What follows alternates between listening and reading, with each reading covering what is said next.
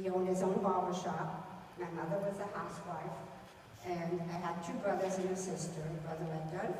Of 8, my mother came from a family of 13. And both of my grandmothers were living at the beginning of the war. You have to understand that I did not know any of the families in Poland.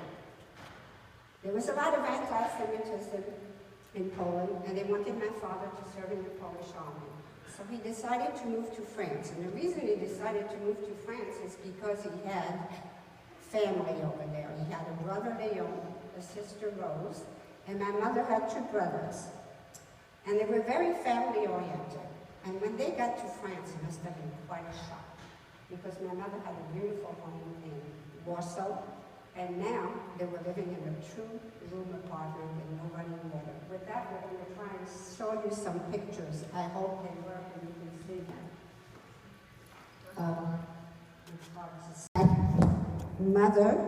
My brother, if you'll hold this with me, that might help me.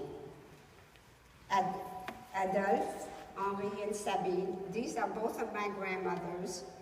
This is my grandmother with my sister. And this is my 2 brothers, my sister, and that's me, the little one, that's me. And her name is Rachel. This is a picture of my 2 brothers while I imagine that's probably a picture when they came from Warsaw. It looks like a school picture to me. This is a picture of my mother in the country.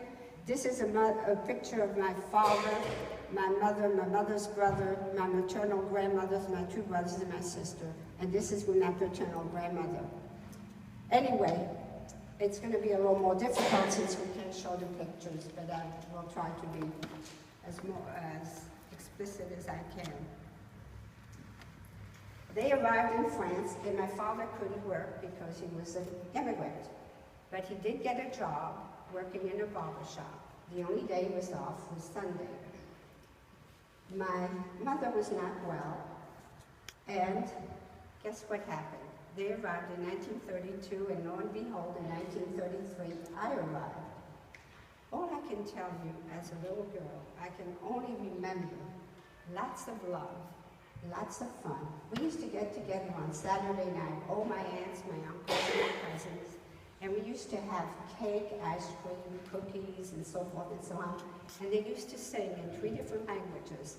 They sang in French, they sang in Yiddish, and they sang in Polish. It was really so exciting. I just loved everything. I looked so forward to my family on Saturday night. I was sitting on the buffet one Sunday morning. My father was cutting my hair. And I heard him say to my mother, it's the beginning of June. Why it registered at the age of 7, and we'll never know, but it did. That was the beginning of June for me. That was the day when Germany invaded Poland. As far as we were concerned, basically, my life didn't change. We used to I went to school, we used to get together on Saturday night. Everything was just very much the same. 1 year later, to show you, I hope I can find this. Excuse me, I'm sorry that because of the lack of PowerPoint makes it more difficult. I apologize.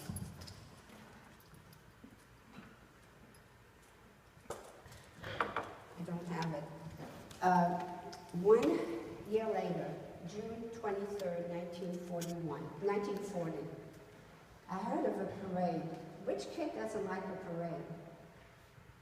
So I ran downstairs and waited myself in front of everybody so I could see this wonderful parade. And when I saw it, I became so frightened. In the precision in which they walked, they were on their horses, motorcycles, and cars, and the expression on their face was like a robot. I was so frightened. I ran upstairs and I started to cry and say, I'm afraid, I'm afraid. My family said, who hurt you? What happened? Did you fall down? I said, no, I'm afraid. All I kept saying is, I'm afraid. That was the day that the French welcomed the Germans into Paris.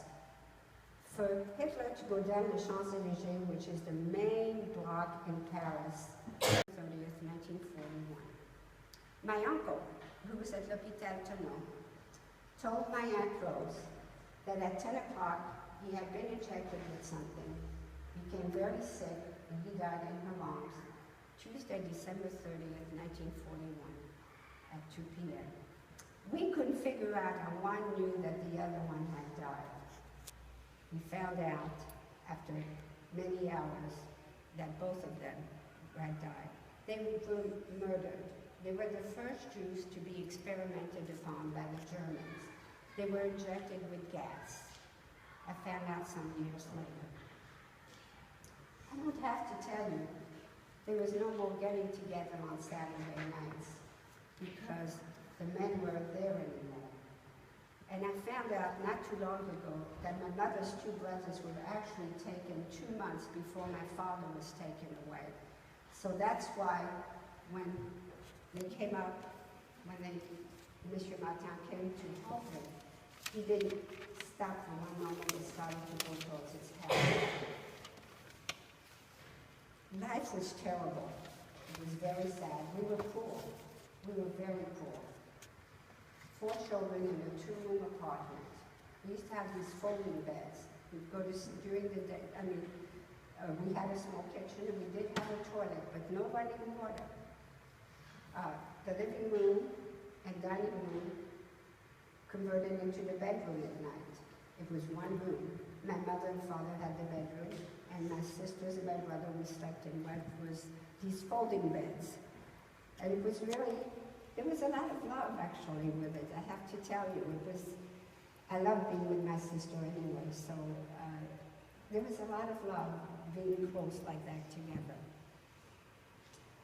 Anyway, school was coming to an end, and my mother said to me, Rachel, I'm going to send you to the country. I was so happy. I wanted to be happy again. I wanted to have the singing and everything that I had before. I missed it.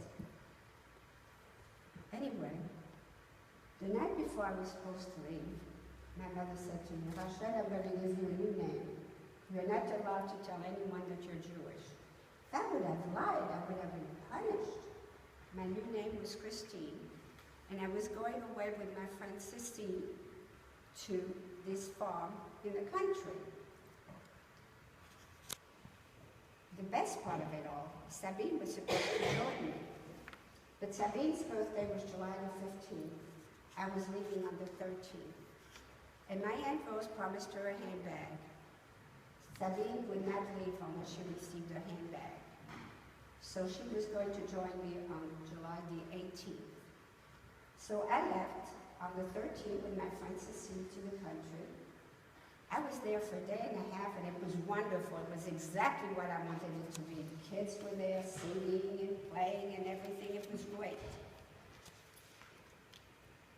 Oh, now I'm looking at the grave, and I forgot about the grave. See, I'm sorry. I keep jumping. I apologize. This is where my father is buried. They had 1,500 people at their funeral. We did not know 1,500 people. They were the first Jews to die under the German occupation. This is their grave, and their name is right in here. My uncle and my father are buried right there.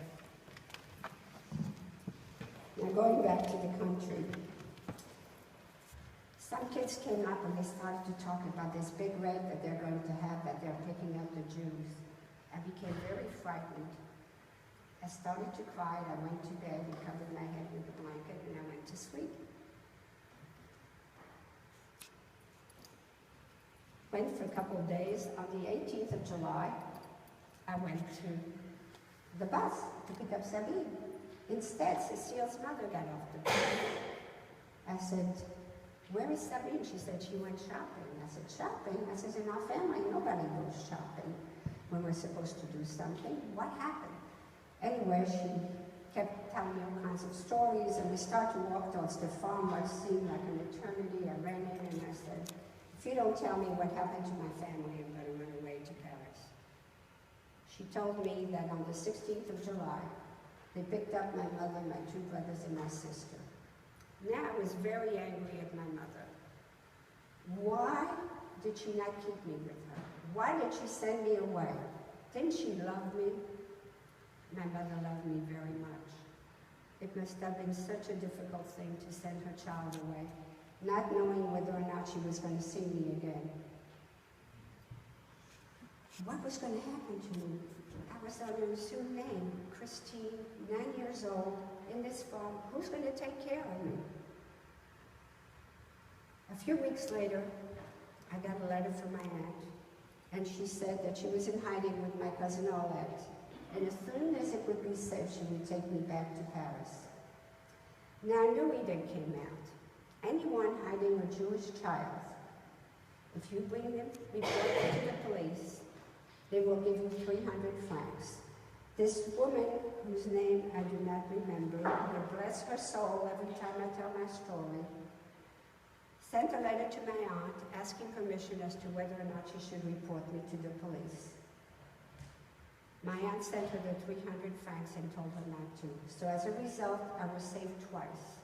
Once by my mother and once by this wonderful farmer whose name I do not remember, but bless her soul every time I tell my story.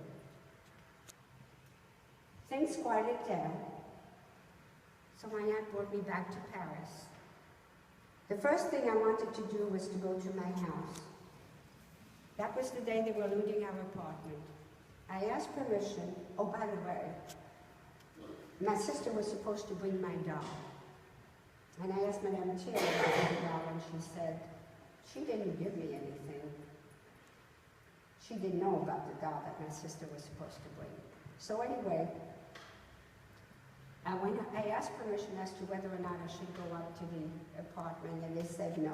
But Madame Thiel was from Alsace-Lorraine, and she spoke German. She says, you're going to burn the pictures anyway. Why don't you let her go upstairs and get the pictures? So at the age of 9, I had the presence to get the pictures of my family. I am one of very few child survivors that has pictures of her family. Within the pictures, there was a pair of earrings and a bracelet that belonged to my mother. There was a duvet on their bed.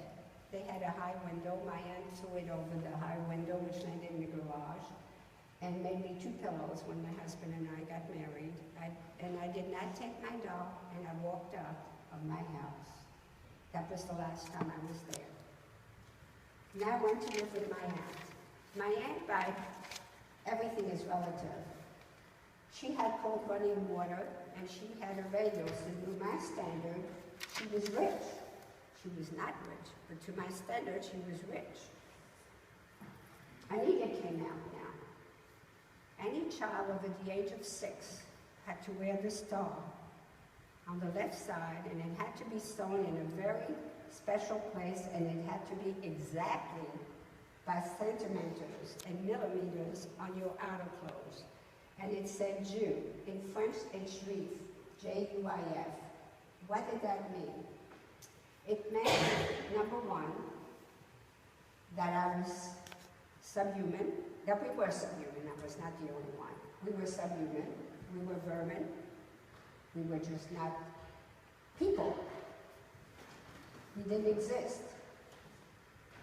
It meant that we had a curfew of 8 o'clock at night. It meant that we could only do grocery shopping between the hours of 3 and 4. It meant that sometimes I was allowed to go to school, sometimes I was not allowed to go to school. It meant that sometimes my aunt could go to work, sometimes she could not. And it meant that we had absolutely nothing. We were not allowed to go, to a movie. They took away all amenities, absolutely everything. My little cousin, who was 3 and a half, had a tricycle, and they took that away because she was a menace to society with that tricycle. My aunt's radio, of course, she had to turn in the radio. There was no question about that because she didn't want to have anything like that. It meant that they kept taking people, and we didn't know where they were taking them. But one day, there was a knock at the door. It was a German soldier in civilian clothes who fell in love with my sister Sabine, who had just turned 15 years old. When they were taken on July the 16th, they were taken to a place, a convention hall called Val d'Hiver. which housed 17,000 people, from infants to elderly people. In those days, there was no air conditioning. There were 6 bathrooms. 3 bathrooms faced the window, so they closed it up. So in reality, they had, 3 bathrooms faced the street, I beg your pardon.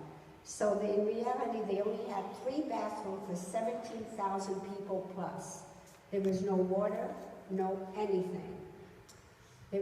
From there, they were there for 5.5 days.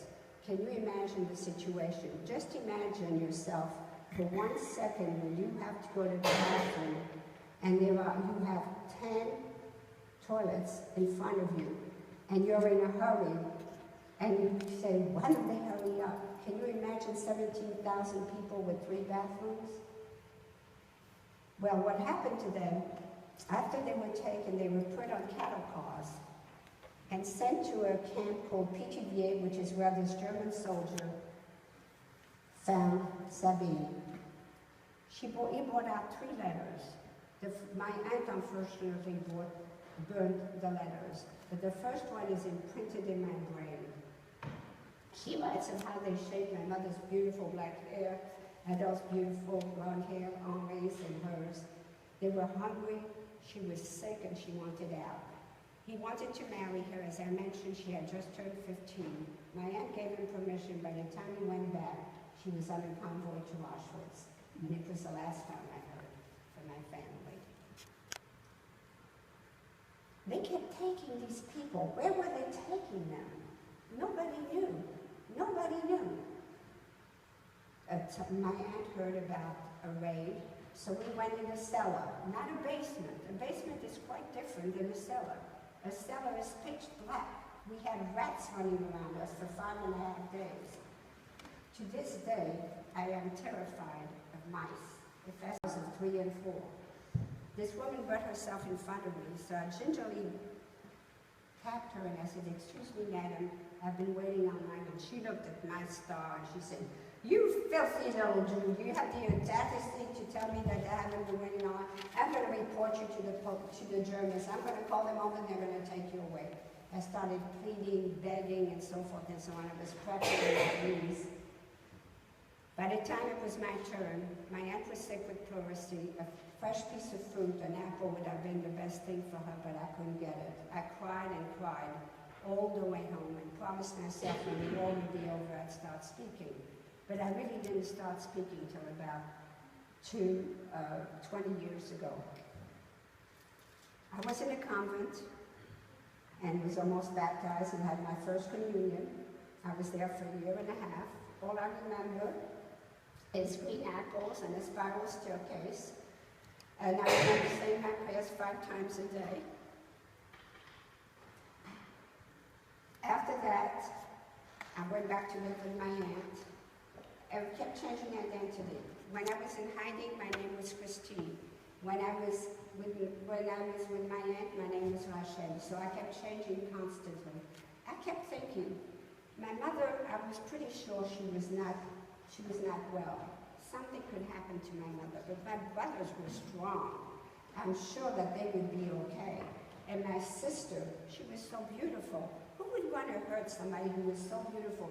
Not only outside, but inside. Why would anybody want to hurt Sabine? She was so lovely. I also forgot to mention something. When my father died, my 2 brothers and my cousins and a friend of theirs went and were fighting on the underground. It's called the Resistance. They started, a lot of people say that the Jews went without fighting. That is a myth.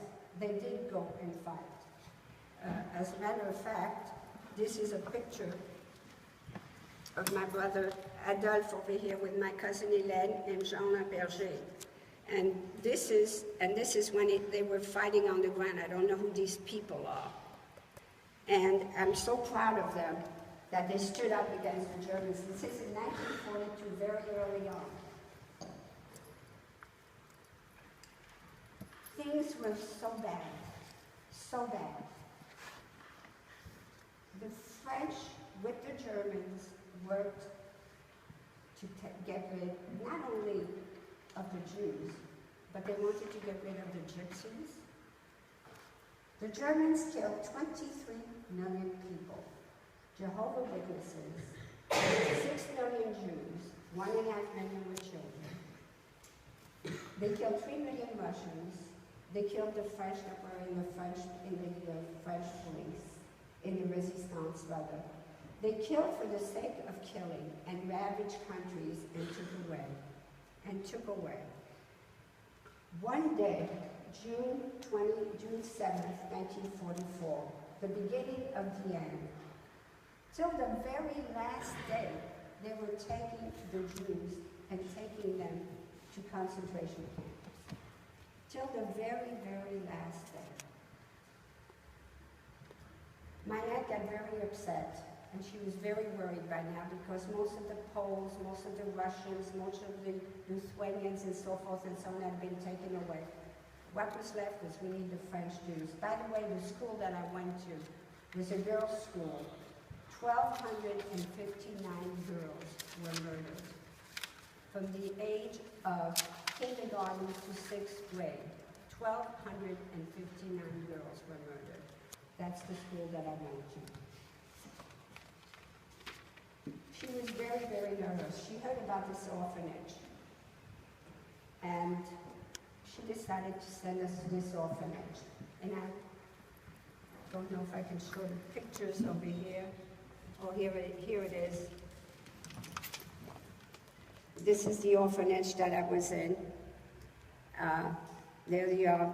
This is me over here dancing, and over here. So these are the orphanage pictures. It's too bad that we're not able to see it on the PowerPoint. I really apologize.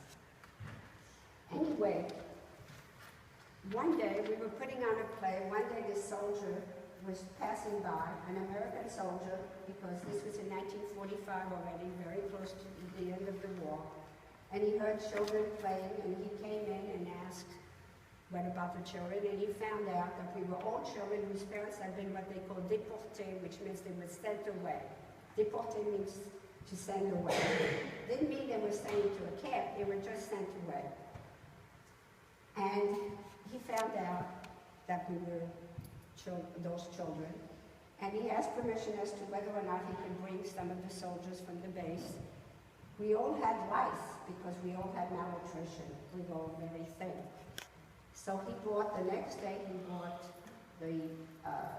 about 300 soldiers who brought out, and they brought chocolate and oranges and so forth and so on, and grapefruits. We had to eat oranges, but we didn't know how to eat grapefruits. So we had grapefruits with the skin, and we didn't like it very much, I have to tell you. It was very bitter.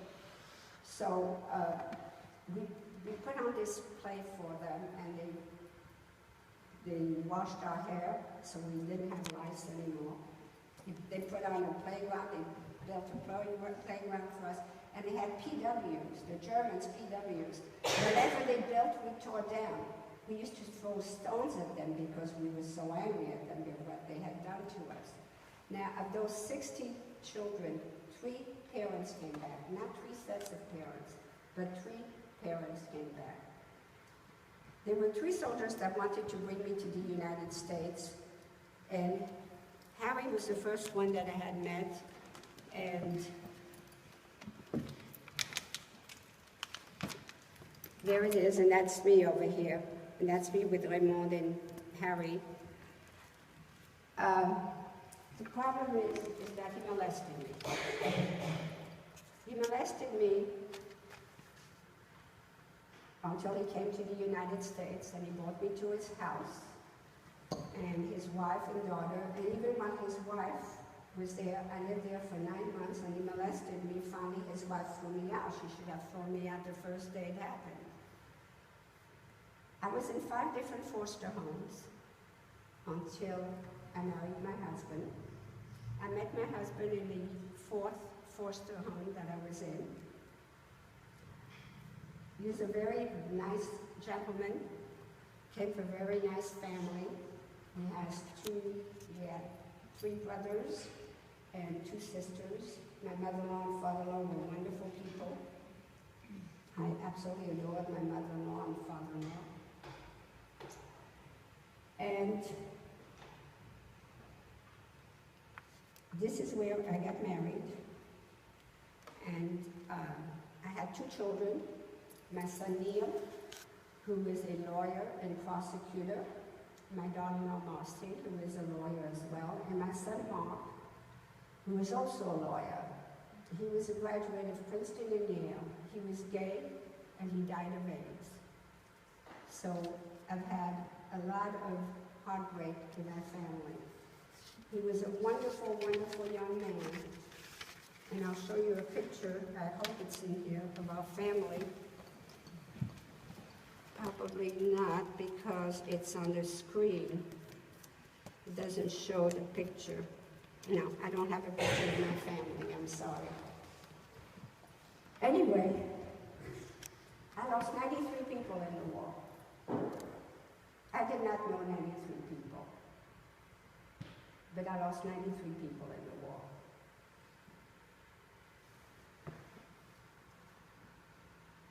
I am now a Holocaust survivor. I'm 83 and a half years old. And as I mentioned before, I tell my story. I don't know how much longer I will be able to continue to tell my story about what happened to me and to my family. For some reason, God saved my life. Maybe for me to stand in front of you and tell you my story. I know a lot of people will tell you that the Holocaust never happened, but it did. Now, I am looking at this beautiful sister over here from Nigeria.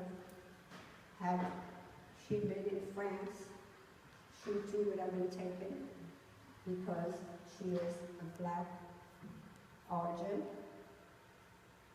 And Hitler only wanted blonde and blue eyes civilization. This is what he was striving for. He did a lot. He will go in history, unfortunately, because of what he did. You can imagine killing 23 million people just because you don't agree with them. That's basically what happened. I have here, I was not in a concentration camp, but I did visit 6 camps. One of which I was telling your principal, Ms. Goldman, that Madonna is probably the worst one that I've ever seen. It's about 80% intact. When you go to Auschwitz, it says Aber Machtfrei, which means work makes you free. What they used to do is, they used to have people playing the violin when they were getting out of the cattle car, because they didn't want people to be frightened. Because they would say, if you were between the age of 16 and 40, and you were tall, in fairly good condition, then let's say you would go to the right, that meant that you would go to work. But if you were below the age of 16 and over 40, and you were not in such good condition, most likely, you would go to the left. That means that you would go to, can I mention it? Go to the gas chambers, where they would drop pellets into the gas chambers and tell you they're taking showers. And they would tell you to get undressed and to buckle your clothes, your shoes together. So when you came out, you would be sure to find it. It was a sham all the way through, but they did that. And then they would have people going through the body cavities to see if there was gold or diamonds or money or whatever there was to go through. And with that, I want to read you something, because as you know, I speak to a lot of schools, and this is from a school in Wydown, and the student is in the 7th grade. And this is what he wrote. This is from the perspective of an Auschwitz Southern Commando. That's the ones that used to have to go through the clothes and help the people go into the gas chambers. Am I responsible I lead friends into the chambers. I bring neighbors into care. I sort through victims' belongings. Am I responsible? I never meant to be a bringer of death, yet here I am aiding the Nazis in hope of a crumb of bread and another breath of life. Am I responsible? I was forced to come here, and when I was faced with this whirling green mist, I knew I was staring into the eyes of death. So I cracked. I told them I would do what they wanted.